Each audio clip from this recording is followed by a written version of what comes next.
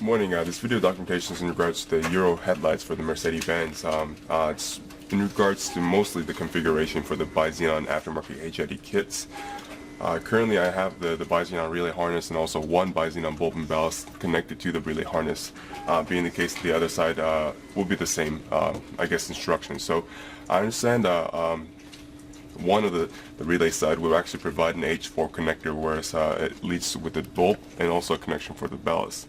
So I'm mainly focusing on the part where it actually has an H4 connector, which will pretty much double down inside the headlights and connect right back to it, whereas the other side does not have this H4 connector and only requires the HID bulb and also the ballast to be connected. So I'll go ahead and disregard the other side, being the case it's a more easier setup, and concentrate the one that actually has the two wires coming in back to the headlights.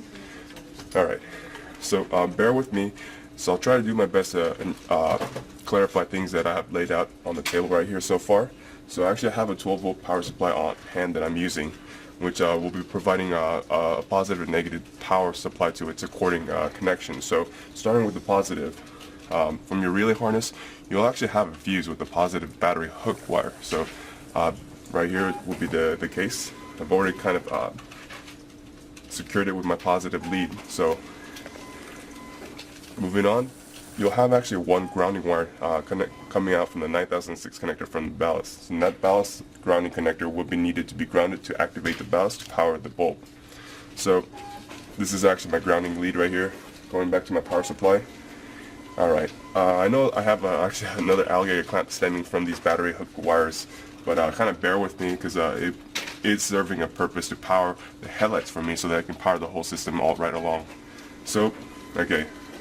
We got the battery and the grounding negative hooks covered. So moving on, if you can follow with me the relay harness, how the power is received and pretty much things are controlled. So you can understand that the one headlight side that actually has the H4 connector coming back to the internal H4 connector to connect it. So in your case, please bear with me. I understand that you have a rear housing cap with a hole and a grommet drilled through it, which has the H4 wire coming inside, and also the Xenon bulb wire coming inside, and of course connecting to the bulb. However, I've laid it out on the table for the purpose of just making it a lot easier to kind of see what's going on overview wise. So in regards to the H4 connector, it's already connected inside of the headlights. What it does is pretty much creates a closed circuit system that the power now is pretty much being received from here. And then all the power that's with the battery hook and the grounding hook negative for the ballast is just needed for the relay to allow power to flow through the whole system. Again, if you have any connectivity or contact issue or connection issue with any of these connections, pretty much it will disrupt the whole system. It will limit the HID bulb from working properly. Alright, so one more time, we've already covered the grounding, the positive battery hook, the grounding ballast hook. Now we're moving on to the internal H4 connector, which should be already connected to power your system anyways. And that way we're just left with just the main headlights connection. So moving on to this, we'll go ahead and actually use my 12-volt power supply. I've already got the pin configuration laid out right here, so I know this is my low beam, which is the connection for right here, and also my high beam connection, which is listed as white right underneath my grounding negative pin. So if I've connected everything properly, in theory, all I need to do is provide the proper power for the yellow to power the low beam, and also provide power to the white pin in order to power the high beam function. So I'll go ahead and demonstrate that right now. So at the bottom, so I got my grounded no problem, the positive to the low beam. So once I power my power supply, which I'm going to do right now, the HID bulb kicks on.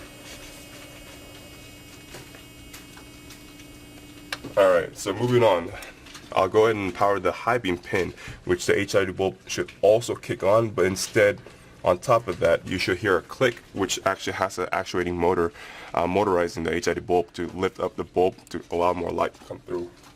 So you'll see that actuating right now. Power on. So you hear that click, and the HID bulb slightly moves. It's pretty much lifting the movement of the cap to allow the light more out. So that's turning it off. Alright.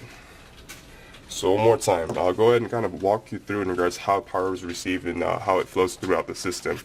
Alright, from the vehicle, you got your connection. The connection is powering the pins accordingly.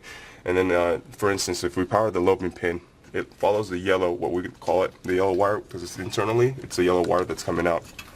And it goes to your looping pin, powers the looping wire from the relay harness. And then right now, this is actually the relay portion. So if you don't have your battery hook positive, properly secured, or your grounding properly grounded, then it's your power stops right here. So that needs to be, of course, connected in order to power pretty much flow from the relay to the ballast. And the ballast will ignite the bulb and allow power to the bulb. So hopefully all of this makes sense. And the other thing that you would need to actually pay attention would be the ballast 9006 connector, which again, your ballast might look different, but the concept remains the same. This 9006 connector, normally for the universal kits or even the relay harness, should have a red wire or a positive looking wire and a grounding wire. You need to be very sure that you're connecting positive, grounding to negative. Otherwise, the HID bulb will not ignite, being the case it's polarity sensitive. So hopefully this will give you a good overview of the whole Xenon system, being the case that every of these connections need to be looked at in order for the whole system to work.